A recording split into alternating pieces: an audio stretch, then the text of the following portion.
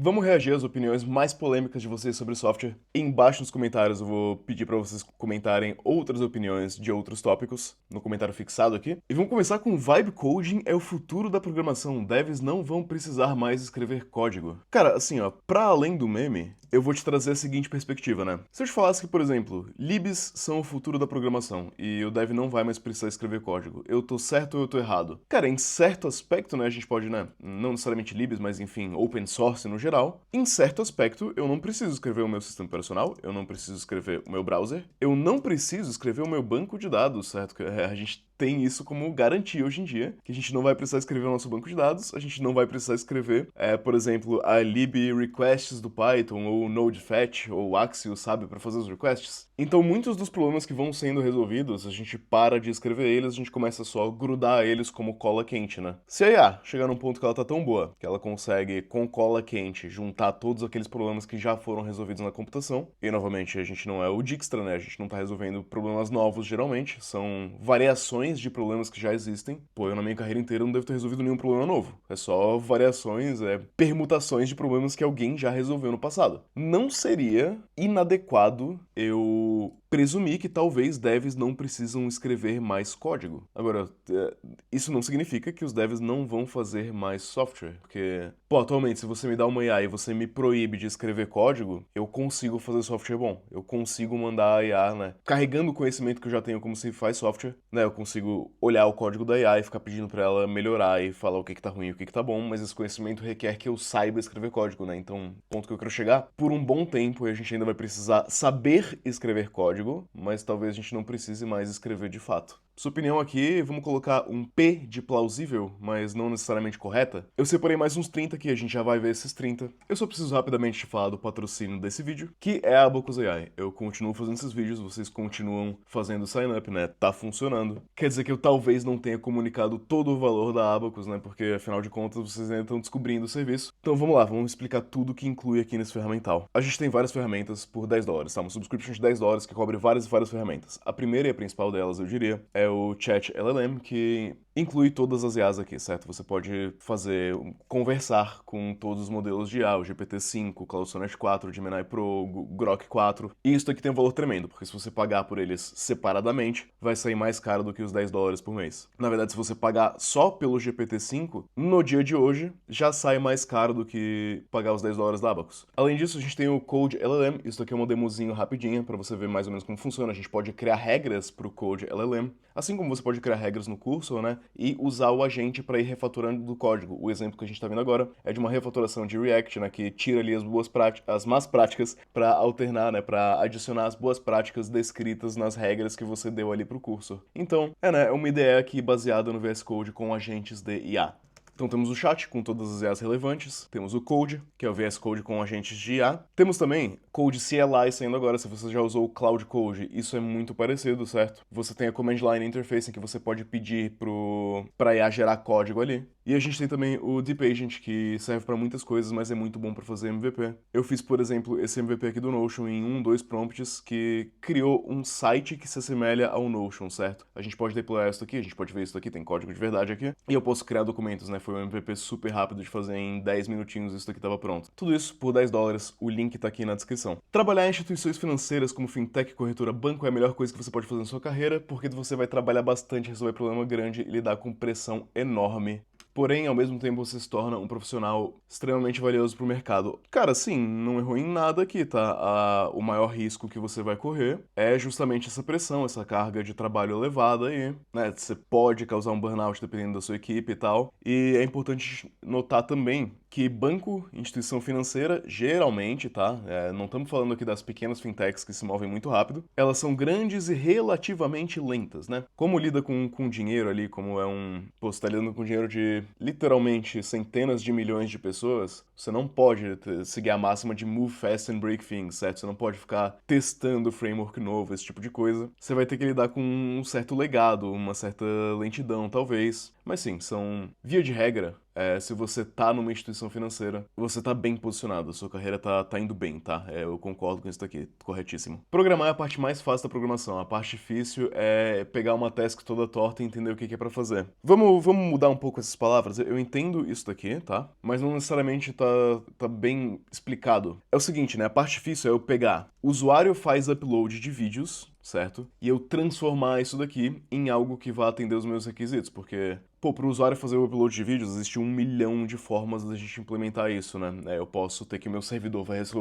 receber esses vídeos e armazenar aonde que ele vai armazenar? Num banco de dados, num blob store, de repente eu posso ter um S3 que me dá um pre-signed URL que o próprio usuário vai enviar direto pro S3, saca? Então, fazer o design da solução acaba sendo a parte mais difícil, porque uma vez que a solução tá super bem descrita, e novamente, se ela estiver perfeitamente bem descrita, é exatamente a mesma coisa do que ela tá programada já. Você pode. Se a descrição estiver perfeita, uma IA consegue fazer. Então, realmente, a dificuldade é fazer a descrição perfeita, mas eu argumentaria que fazer a descrição perfeita de software é exatamente programação. Isso que é programar, não é digitar linhas em Node ali. Linhas em Node, em JavaScript, né? Mas enfim. A regra da profissão é baixíssima, porque a qualidade do desenvolvedor é medida por tempo de carreira, então a quantidade de seniors horríveis é enorme. A gente concorda que a quantidade de seniors horríveis é enorme. Tempo de carreira é o pior critério possível para mensurar a capacidade de um profissional. Ele é ruim, mas não é o pior possível. É um proxy mais ou menos adequado para você medir o quanto de coisas diferentes aquela pessoa já viu em alguns casos. Obviamente não tô dizendo que experiência não é importante, não existe sênior de 2 anos, por exemplo. Não, eu acho que existe sim, isso aqui a gente vai discordar. Essa aqui é a minha opinião polêmica. Existe sênior de 2 anos e muitos deles são bons, mas enfim.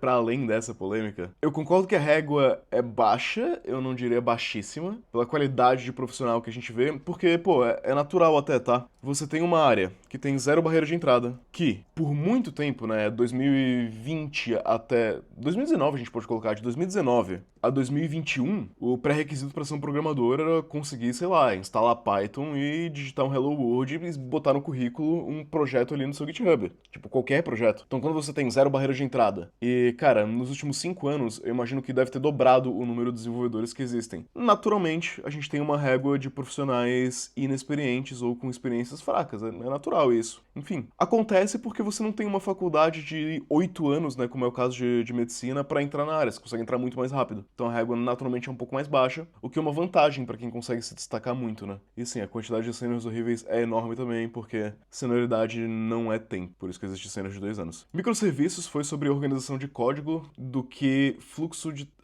fluxo de trabalho sobre código e descartabilidade de devs muito mais do que sobre escala. Depende, né? Se você enxergar o problema de organização de código como problema de escalar a equipe, então sim, é sobre escala. Se a gente imaginar, por exemplo, tenta construir o YouTube em uma única codebase. Uma hora os devs vão começar a tropeçar um no outro e não vai sair o software, né? Mas sim, eu acho que microserviços geralmente é uma solução utilizada para organizar código e organizar fluxos de trabalho, mais do que para escala, mas escala também é importante. Não é o primeiro motivo pelo qual microserviços são utilizados, mas é um dos motivos. E descartabilidade de devs.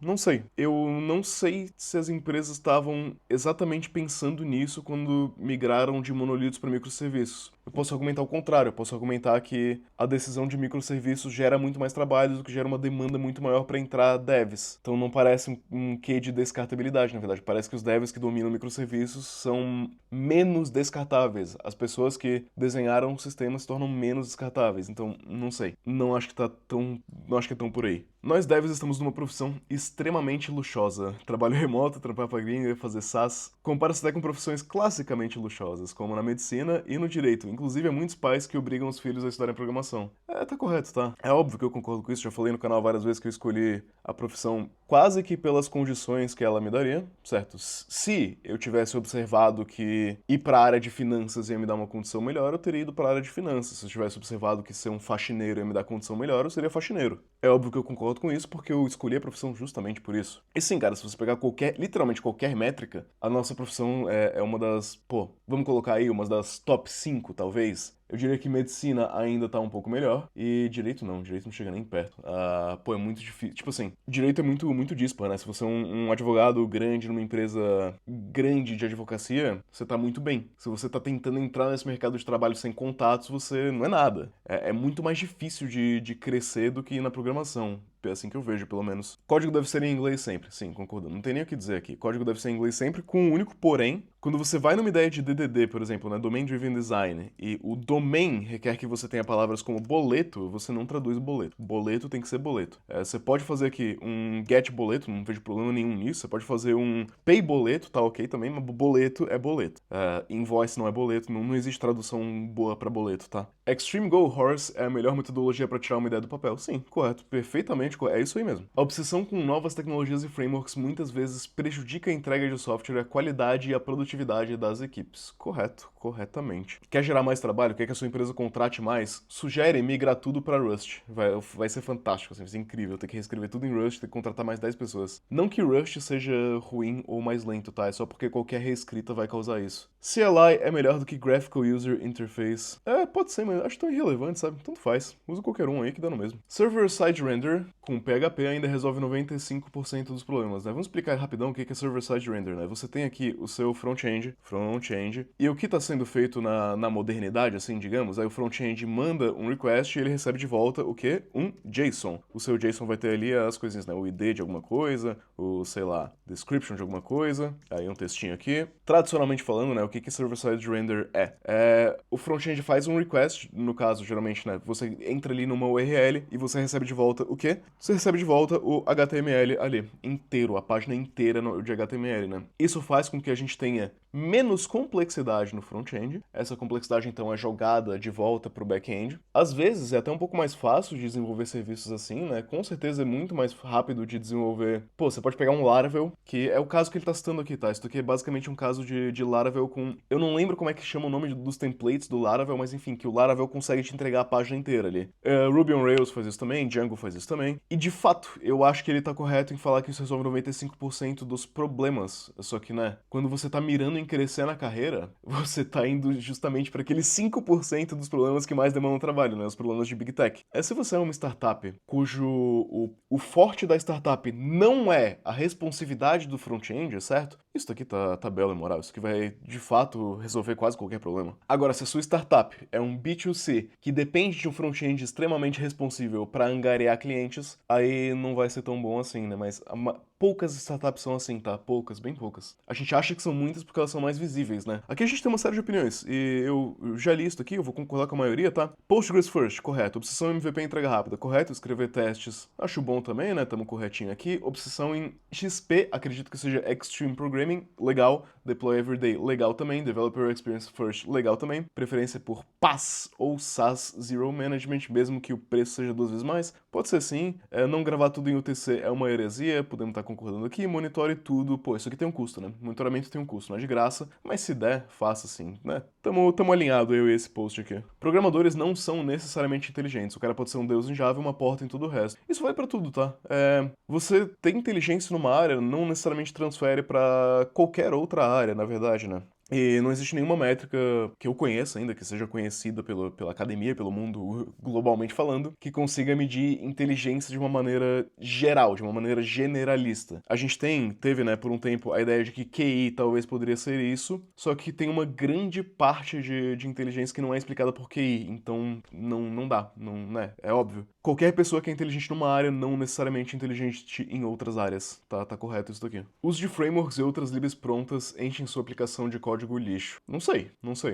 Eu acho que é mais provável que uma lib open source bem mantida tenha código melhor do que o que muitos devs vão escrever. Não sei, mas sim, o problema é que quando você abusa de libs prontas, geralmente o resto do seu código fica meio porcaria, né? E você não se lembra de atualizar essas dependências, o que pode causar vulnerabilidade, que vai ter uma build time mais lenta aqui. Às vezes você importa uma dependência absolutamente gigantesca para usar um pacote ínfimo ali. Enfim, tem muito o que falar sobre isso daqui, né? Tem muita gente usando IA para soluções que são muito mais eficientes, mais baratas e muito melhores quando não se implementa com IA. Vocês viram aquela parada do Vibe Sort, né? Ao invés de usar o Quick Sort, você pode usar o Vibe Sort, que é mandar uma lista não ordenada pro ChatGPT e pedir pra ele tornar ordenada pra você. E a gente tá vendo coisas parecidas com isso, tá? Tem muita gente, tipo, reinventando a roda com o ChatGPT, saca? Quando você não precisa. Complicaram demais o desenvolvimento de software, a barra de entrada pros juniors ficou elevadíssima. Tá, calma. Cabe um vídeo inteiro aqui, tá? Cabe um vídeo inteiro sobre a complexidade de se fazer software hoje em dia. A pergunta é, quem complicou? Certo? O que tá complicado? Porque eu acho que o que tá complicado é que as expectativas que o usuário tem pra usar um software são muito mais altas do que eram antigamente, certo? Antes você, tipo, o software não tinha interface gráfica. Hoje em dia você precisa ter uma interface gráfica que funcione em mobile e na web e que seja responsive e rápida. O usuário, ele não espera 300 milissegundos pra fazer o loading de algo. Se demorar 300 milissegundos, ele já acha que o site é uma porcaria, sabe? A quantidade de, por exemplo, ransomware que tá por aí, a preocupação que a gente deve ter com cibersegurança, por exemplo, é muito maior. Isso daqui cabe o vídeo inteiro, eu não vou comentar mais muito sobre isso. Até porque eu nem sei se a barra tá tão mais alta assim. Eu acho que nos anos 60 talvez era mais difícil fazer código com o ferramental que as pessoas tinham naquela época. Quando que você acha que era mais fácil? Nos anos 90, nos anos 2000, 2006 talvez? Pode ser que ele tenha tido um sweet spot ali que um framework, um Django resolveria quase tudo, né? Pode ser, mas preciso gravar um vídeo de meia hora pra discorrer mais sobre isso daqui. Open source é um modelo falido ou a alma do software? Me pergunto depois de saber sobre o caso do mantenedor de OpenSSL pedindo doações. Cara, open source são os dois, né? É a alma do software porque tipo, a AWS não funciona sem Linux, isso não existe. Linux é open source. Tipo, sem Linux a computação não funciona, ponto. Não existe, mas não dá. O que a gente tem de moderno hoje não dá sem Linux. Git é open source também, o GitHub não é, mas Git... Pera, eu tenho quase certeza, deixa eu checar se isso daqui é verdade, tá? Pra não... Mas eu acho que sim. Sim, Git é open source. FFmpeg é open source também. Sem FFmpeg não tem YouTube, não tem Netflix. Então, cara, é a alma do... É o backbone do software, né? É o software gratuito que as empresas multibilionárias dependem pra funcionar. Agora, é um modelo falido?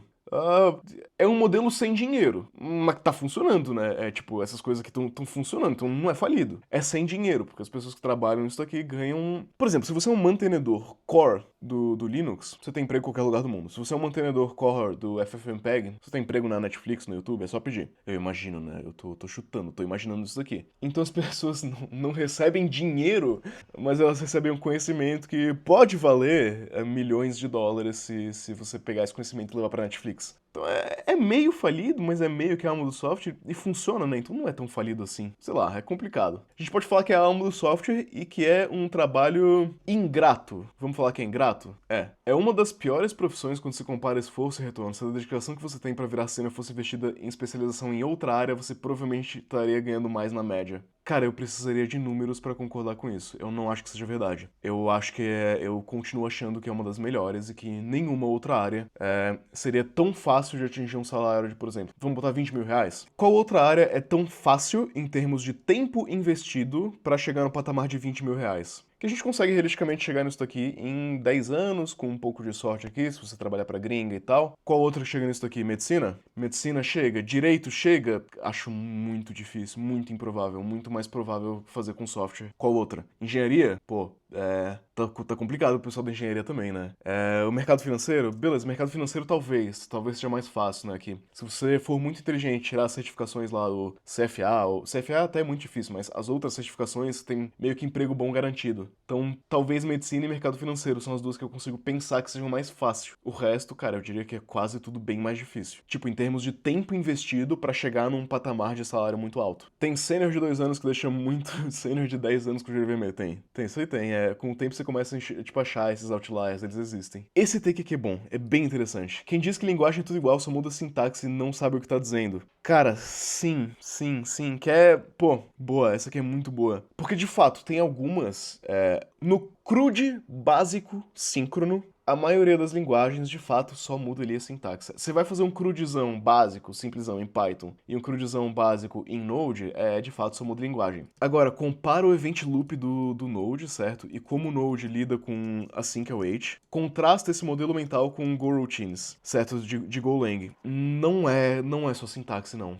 O modelo mental, o paradigma de como o código assíncrono funciona, ele é diferente, você precisa reaprender isso. Claro, muito da linguagem é só sintaxe, mas mas tem coisas de paradigma mesmo que são diferentes que você vai precisar aprender de novo, né? Pô, pega alguém que sabe JavaScript, joga a pessoa pra programar em Haskell. Não vai dar. Não vai rolar sem a pessoa estudar. Agilista é cabide de emprego. Então, você é só agilista ou você trabalha também? Porque falando sério aqui, tá? Agilista, ele é um chapéu que a pessoa coloca, é uma função que pode ser exercida por qualquer pessoa que sabe exercer essa função. Isso pode ser um desenvolvedor. E, sim, eu não acho que na maioria das empresas existe trabalho o suficiente para que alguém seja só um agilista. No mundo atualmente, né, quando você vê alguém que tem o cargo de agilista, essa pessoa geralmente é um PM ou PO, na verdade, né? Agilista fica só no nome, ela faz outras coisas também, ela desempenha outras tarefas, porque, cara, não existem ritos o suficiente em Agile que demandem 40 horas por dia de uma pessoa, tipo, numa empresa normal. Pode ser que em alguma empresa específica demande, mas na maioria não demanda não. Então, sim, agilista geralmente tem outra função que geralmente é PM ou PO, ou então, às vezes a função recai sobre um tech lead, sabe? Então você vai ter que a pessoa tem... O nome do cargo dela é agilista, mas ela exerce de fato, né, na prática, um cargo de PM ou PO. O sistema de tipagem gradual de Python é mais seguro e interessante ser utilizado da forma correta do que o de TypeScript. Eu consigo ver da onde que a pessoa tá vindo com isso daqui. Sim, a gente consegue setar ali um rough, um MyPy de uma maneira que torne o conjunto do setup seguro e interessante. Eu não vou concordar que é melhor que o de TypeScript, mas aí a gente vai estar discordando de opiniões pessoais, né? Eu consigo entender qual é o seu argumento e tem como ser bem razoável em Python, tá? Eu só acho que é muito trabalho e geralmente não vale a pena. Você não precisa ir totalmente para microservices nem totalmente para monolito. Às vezes vale a pena usar o mesmo banco de dados para vários services. Cara, correto? Pô, uma das coisas que eu acho mais absurda, assim, que mais me tira do sério com questão de microserviços é que quando você tem, tipo assim, 3 microserviços diferentes, certo?